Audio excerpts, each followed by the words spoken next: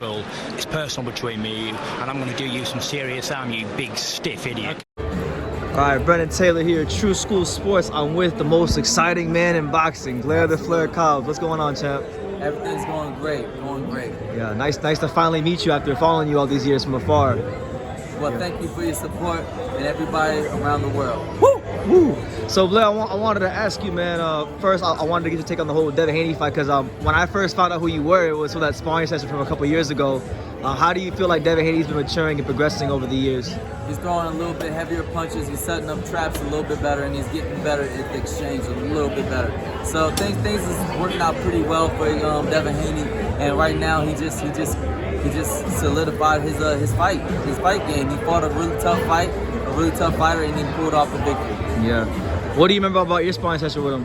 I was able to pull him forward and trap him into the exchange, because you can't run and fight at the same time. You can't run and pursue at the same time. So I pull him out of his game, take him apart, and then break him down mentally with mental warfare. Yeah, it seemed to kind of frustrate him because I remember you were getting into his head, and he seemed to be like. Yeah, well, they know very well how to use the power of mind manipulating. That's why they have a whole lot of people that comes all around the ring and crowds the ring and talks a lot of shit for him while he does his job. But I'm actually good enough because I call myself the great one, and I do a lot of my own shit talking in the ring myself, and I talk it and I walk it. Absolutely, man. So in your career, right, you've always proven to be an exciting fighter. You know, you can be vulnerable at times, but you punch really, really hard. You're a talented fighter. What do you feel like people haven't seen from Blair Cobbs that they're going to see in the future? People don't really know what I'm capable of unless they've been around for a while and they saw me back in those days when I was actually tearing shit down. People don't really know exactly what I'm capable of. I've been very, very good at hiding it and deceiving the people, and that's why people are taking these fights and losing. I've been a big underdog for multiple fights already, and built my reputation. No, absolutely. I know you've already shown a willingness to want to fight the best. You were talking about fighting Terence Crawford during the pandemic. You said he wasn't that talented. Is that what you said, right? There's some flaws. Hey. There's some flaws in Terence Crawford's game, and I know it. I just know it. I know a lot about Terence Crawford. If he signed a contract right now, he would lose the moment he signed the contract.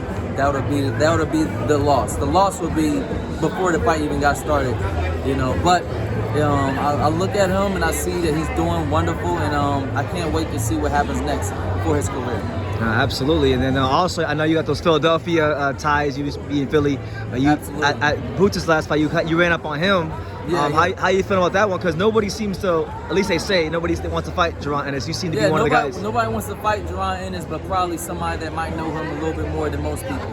Blair Flair been around before Boots Ennis in Philadelphia, and I've been around even in the progression of Boots Ennis. I like his style. I like things that he do.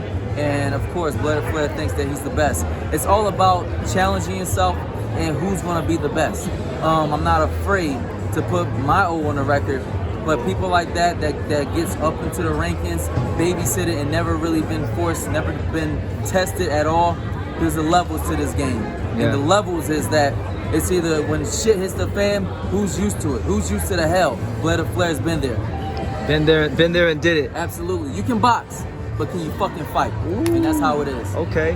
And then I wanted to ask about the two welterweights in the Golden Boy stable. I know you had Virgil Ortiz and Rashid Ellis. Would you be interested in fighting those guys as well? Absolutely. They're great athletes, great fighters, but I'm looking for big fights.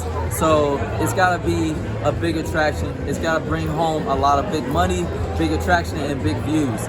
If it brings that, then I'm willing to get it on. Why not? Knock off one of the young fighters and go ahead and move on about my business. It's not like I haven't done it already. We already fought young undefeated fighters that was supposed to be on the top tier level. We already done it, so already been there. And these young fighters haven't been tested yet. What happens when Blair Flair gets in there? The great one. great one. Absolutely. I guess I don't want to hold you too much longer, Blair. But before I let you go, is there any message you want to give to the boxing world about your career and what you got moving forward? Absolutely. Blair the Flair is coming to an ass whooping near you. You can check me on Instagram, Twitter, Facebook at Blair the Flair. And for more exciting content, BlairTheFlair.com. Woo! Nobody does it better, baby. Thank you for watching another video on True School Sports, the home of boxing. If you made it this far, do me a favor and do yourself a damn favor. Hit that subscribe button and surely you will not be disappointed. You know, True School Sports bringing you the latest and greatest, the untouchable, boxing content, interviews, news videos, breakdowns, live fight reaction extravaganza. We've got a great community of people here, boxing fans all over the world, from America to the UK to Australia, and on and on and on. So join the empire today. Hit that subscribe button. Take care and God bless.